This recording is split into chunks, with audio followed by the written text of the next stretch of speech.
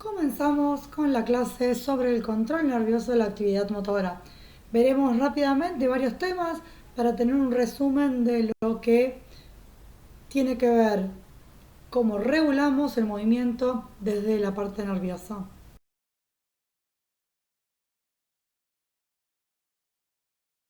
Integración sensorio-motora es el proceso por el cual nuestro sistema nervioso periférico va a transmitir información desde los receptores externos hacia nuestro sistema nervioso central.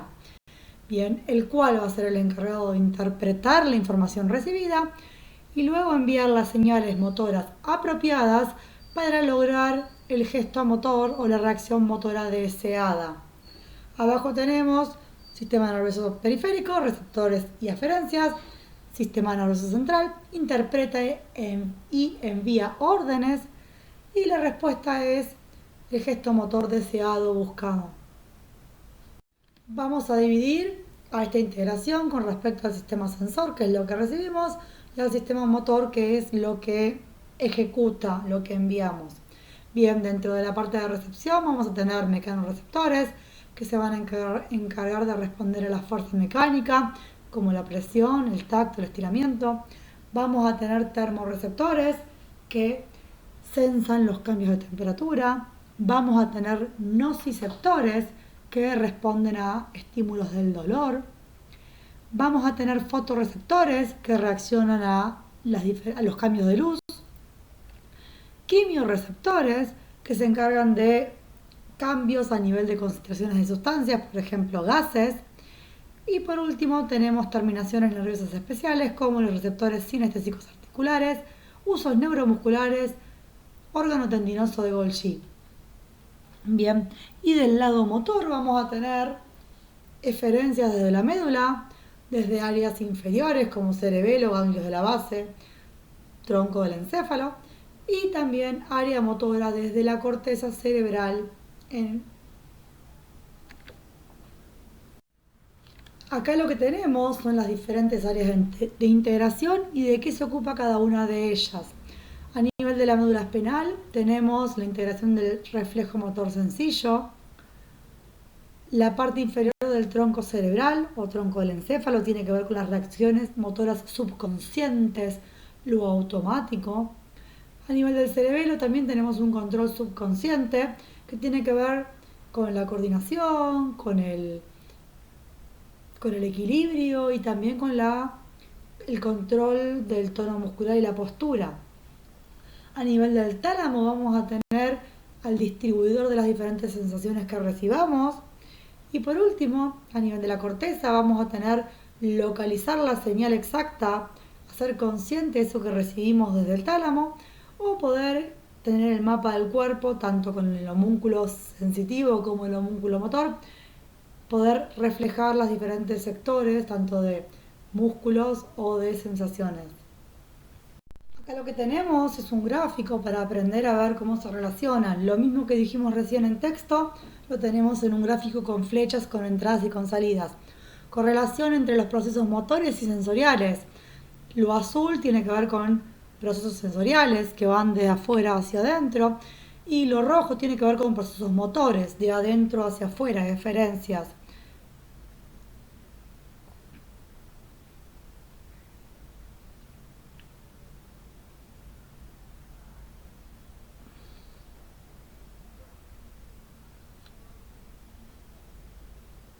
Tenemos como lo azul, las aferencias de diferentes sectores van a llegar hacia nuestras diferentes estructuras, ya sea médula espinal o algo más superior como tronco del encéfalo, o a nivel de cerebro donde tenemos la corteza cerebral, y tenemos en rojo cómo va saliendo a través del cerebro, va a ir a tronco del encéfalo viendo algún tipo de estructura, y por último a través de la médula espinal salen las eferencias motoras.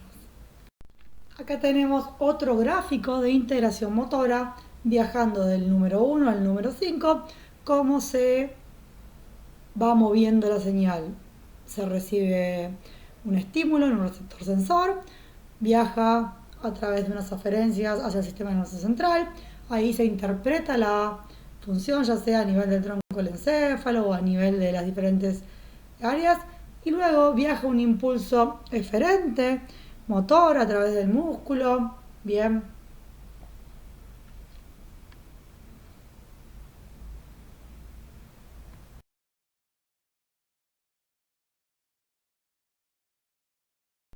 Vamos a tener tres tipos de movimientos. Según de dónde lo lean o con quién lo hablen, aparecen diferentes clasificaciones, pero lo vamos a poner a nivel de reflejos, automáticos y voluntarios. A nivel de los movimientos reflejos van a quedar a nivel medular, aunque hay algunos reflejos que llegan al tallo cerebral o al tronco del encéfalo. ¿Qué son los reflejos? Respuestas invariables, predecibles a la estimulación de un determinado receptor. Y la respuesta tiene un propósito útil. Siempre ante cierto estímulo se viene la misma respuesta. Pueden ser monosinápticos o polisinápticos y los vamos a describir más adelante. A nivel de automáticos o subconscientes, como lo nombramos antes, tenemos el tallo cerebral, cerebelo y ganglios basales. Circuitos que gobiernan movimientos reflejos de la cara y boca, por eso teníamos algo de reflejos acá. Eso es a nivel del tronco del cerebral. Y si no, recibimos aferencias de corteza y enviamos información a través de vías descendientes que contribuyen al control postural, movimientos de cabeza u ojos y movimientos automáticos. Por último, tenemos los movimientos voluntarios, que son los que inician en corteza, los que yo decido iniciar. Área motoria primaria, movimientos finos y discretos, incluyen donde comienza la vía piramidal, importante, la vamos a repetir más adelante. Áreas suplementarias, que tienen que ver con la programación del movimiento. Tenemos a la corteza premotora o diferentes sectores del lóbulo frontal con diferentes áreas del movimiento voluntario. Y si no, también acá, según de donde lo lean, puede entrar el cerebelo, más que nada por la parte de la coordinación. Este gráfico hace referencia a la organización jerárquica del sistema nervioso. Bien, acá lo que tenemos es las principales estructuras que tienen que ver con el sistema motor y tanto el sensor. Como ya dijimos, vamos a tener con líneas azules lo sensitivo y con color rojo lo motor. Ahí lo que tenemos son a nivel de corteza, el área premotora, el área motora, el área somatosensorial. Luego tenemos a nivel del tálamo otras estructuras que van a ir hacia el sistema nervioso central o hacia una deferencia. Tenemos los ganglios de la base, del cerebelo, que son estructuras inferiores como el tronco del encéfalo también. Y las diferentes a nivel de médula espinal, la motoneurona, que es la forma de salir de una eferencia de la contracción muscular, pero también tenemos a nivel aferencias somatosensoriales a nivel de los músculos rumbo a la médula espinal. Cuando hablamos de las fases de la actividad motora, vamos a dividirlas en un plan motor, en un programa motor y en una ejecución. Cuando hablamos del plan motor nos referimos a los objetivos generales, van a intervenir las áreas corticales y subcorticales y corteza asociativa con la información sensorial, que ya dijimos que tiene mucho que ver lo que recibimos para ejecutar un movimiento. Cuando hablamos de un programa motor, tiene que ver con el diseño del patrón de movimiento, el control de los parámetros básicos del movimiento. Va a intervenir la corteza motora, la corteza premotora, área asociativa, tálamo, ganglios. Bien. Y por último, la ejecución está realizada a través de las vías motoras. Acá les dejo cómo funciona el sistema motor a través de movimientos como por ejemplo agarrar una taza de café. Recordemos que tenemos que calcular cómo llegar a esa taza. Tenemos que una vez que la tocamos, calcular con cuánta fuerza la agarramos o no. Y luego tenemos el movimiento de llevarla hacia la boca. Ahí tenemos diferentes puntos, léanlo tranquilo y recuerden cómo es un gesto motor. Se requiere información visual. Luego las áreas motoras planifican cómo llegar a ese lugar. La médula espinal va a ser quien transmite esa información hasta llegar a la mano. Las neuronas motoras van a transmitir el mensaje de los músculos de la mano y del antebrazo para poder asir la taza. Los receptores sensitivos de los dedos envían un mensaje cuando estamos agarrando la taza. Luego la médula espinal va a transmitir por aferencias esa información al encéfalo. Los ganglios basales, que están por debajo de la corteza, van a juzgar la fuerza de prensión y el cerebelo va a corregir, va a ser el último que corrija los detalles del movimiento. Por último, en el 8 tenemos la corteza sensitiva que recibe el mensaje de que la taza ya ha sido tomada y con cuánta fuerza y todo eso. Ahí al costado tenemos corteza motora, es quien da las órdenes. Ganglios basales tienen que ver con el tema de la fuerza. El tronco del encéfalo y la médula espinal van a ser los encargados del movimiento. El cerebelo la precisión. Acá tenemos una diapositiva de integración donde vemos las diferentes estructuras del sistema nervioso, qué función cumple cada una. A nivel de la corteza tenemos las funciones superiores, la cognición, la planificación de los movimientos voluntarios y la percepción sensorial, hacer consciente de lo que recibo. Los núcleos basales tienen que ver con la planificación motora. El cerebelo está encargado de el equilibrio y la postura, el aprendizaje motor y la coordinación. El diencéfalo, con sus partes más importantes, el tálamo, tiene que ver con la integración y la distribución de lo sensitivo, y el hipotálamo tiene que ver con el control endocrino, que es a nivel del sistema nervioso autónomo, es inconsciente. El tronco del encéfalo tiene que ver con las funciones vitales, postura, equilibrio y también con algunos movimientos de la cara. Y la médula espinal se encarga de los reflejos, de recibir aferencias sensoriales y de enviar eferencias motoras. Pasamos a una parte re importante del movimiento, la vía piramidal. Es obligatorio saber esto, ¿por qué? Porque es la encargada de regular los movimientos voluntarios o conscientes. El gráfico que tenemos ahí es un esquema de cómo inicia en la corteza, área motora 4, área motora o 4 es el área 4 de la corteza, según de donde lo lean figura las dos formas, cómo va bajando, teniendo contacto con diferentes estructuras y cómo llega a cruzarse a nivel del bulbo raquídeo.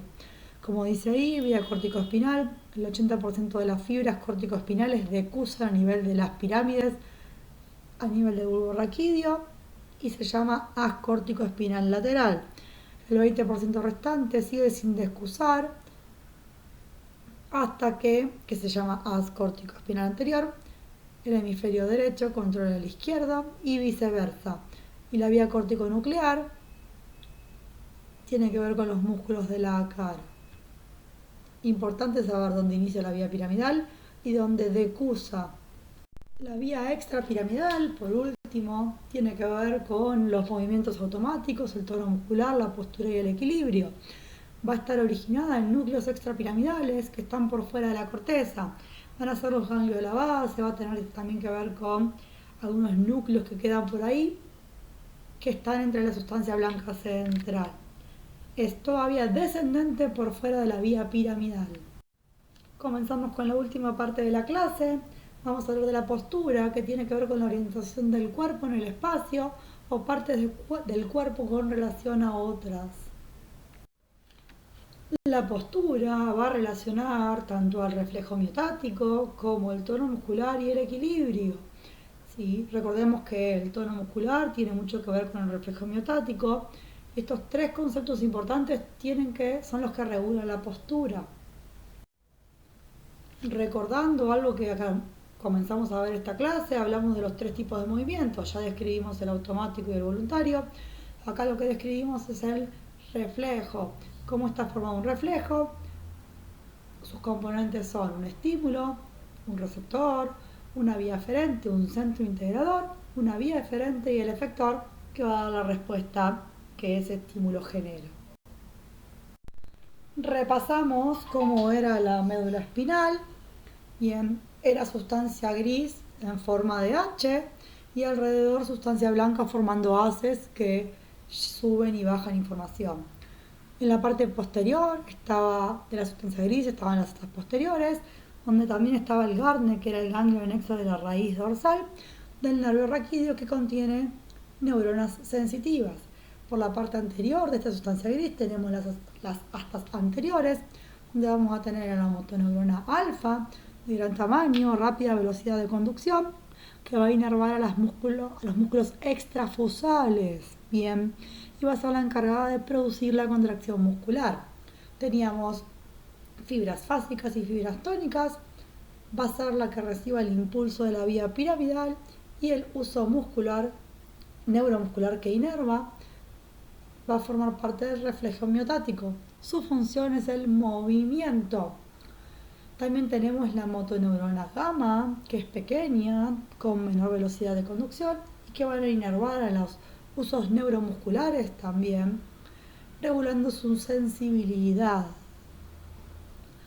Va a tener que ver con las fibras musculares intrafusales, va a recibir impulsos que regulan el tono y la postura, tiene una regulación supramedular y lo importante es que es el mantenimiento postural. Acá vamos a describir a receptores musculares. Vamos a tener el uso neuromuscular y el órgano tendinoso de Golgi que van a darnos después los reflejos. Vamos a tener el uso muscular en bolsa nuclear y en cadena nuclear. El primero, el bolsa nuclear, tiene una forma en espiral y va a inervar a la fibra intrafusal y va a tener una función dinámica. En cambio, el cadena nuclear va a tener una forma de cadena nuclear y va a tener que ver con la función estática. Luego tenemos el órgano tendinoso de Golgi que va a estar en los tendones, en serie con respecto a la fibra extrafusal, va a tener una rica inervación sensorial, no motora, y va a descargar ante contracción o estiramiento.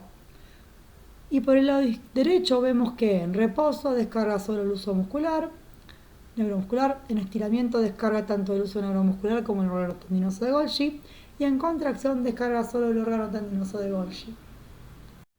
Acá tenemos cómo está formado el reflejo miotático de estiramiento. Tenemos un estímulo que es el estiramiento excesivo, el receptor es el uso neuromuscular en el vientre muscular, la vía aferente puede ser 1A o 2A, el centro integrador es monosináptico a nivel medular, la vía eferente es la motoneurona alfa, el efector son las fibras extrafusales del músculo esquelético y su respuesta es la contracción, es decir, ante un estiramiento excesivo se produce la contracción de ese mismo músculo. Tenemos ahí en la derecha un gráfico para ver lo mismo que tenemos en palabras. Con rojo está la parte sensitiva, aferente, y con azul la parte eferente, la parte motora. Perdón, al revés, con azul está lo aferente y con rojo está lo motor. El reflejo hemostático tiene que ver con el tono. Es un mecanismo autocontrolable que tiene que ver con un sistema homeostático de control con retroalimentación negativa.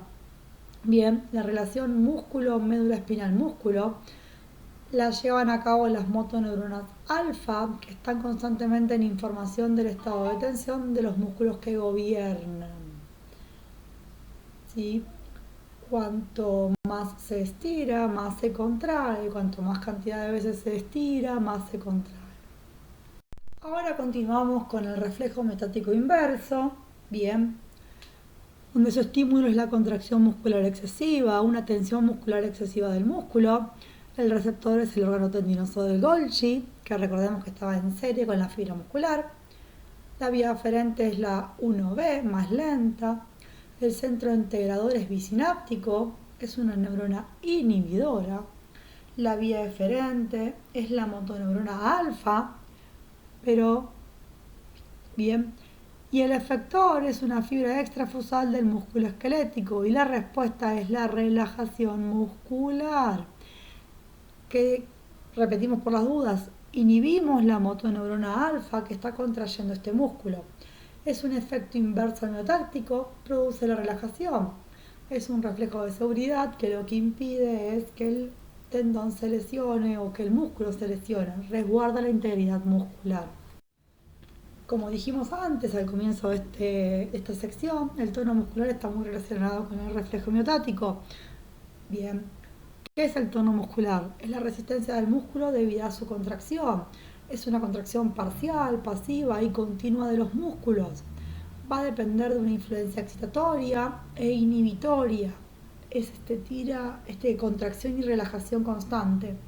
Mecanismos importantes que lo regulan, activando la motoneurona alfa, aumentando la resistencia al estiramiento pasivo, activando la motoneurona gamma, aumentando la sensibilidad del uso neuromuscular, que incrementa la actividad de la motoneurona alfa.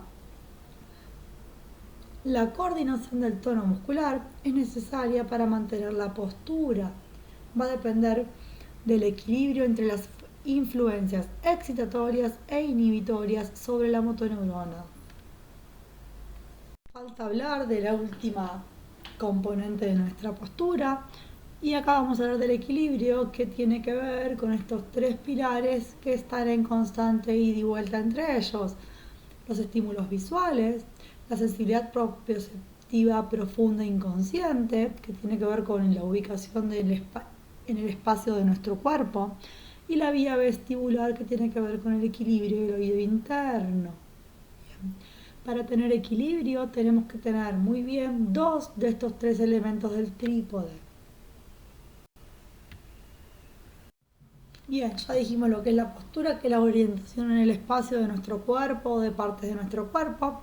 Tenemos una postura estable, que es aquella que soporta la acción de la gravedad y de otras fuerzas externas. Tenemos una postura inestable, aquella en la que la vertical del centro de gravedad no cabe dentro de la base de sustentación. ¿Qué es la base de sustentación? Es el área encerrada entre todos los puntos de apoyo en los que se descarga nuestro peso. Bien, tenemos reflejos posturales, que son el conjunto de reflejos antigravitatorios que constituyen un programa de mantenimiento de la postura. Estabilizan la cabeza contra la gravedad, ubican la proyección del centro de gravedad en la base de sustentación, requieren constante información visual, cutánea y propioceptiva, y su función es mantener la cabeza vertical con respecto a la fuerza de gravedad. Bien, ¿alguna pregunta? ¿Qué es lo que tenemos que tener en cuenta? ¿Cómo está integrado sensoriomotoramente nuestros movimientos? Tenemos que saber que las aferencias llegan, se interpretan y luego se genera una respuesta. Tenemos que tener en claro cuáles son nuestros tipos de movimientos, tanto reflejos como automáticos como voluntarios.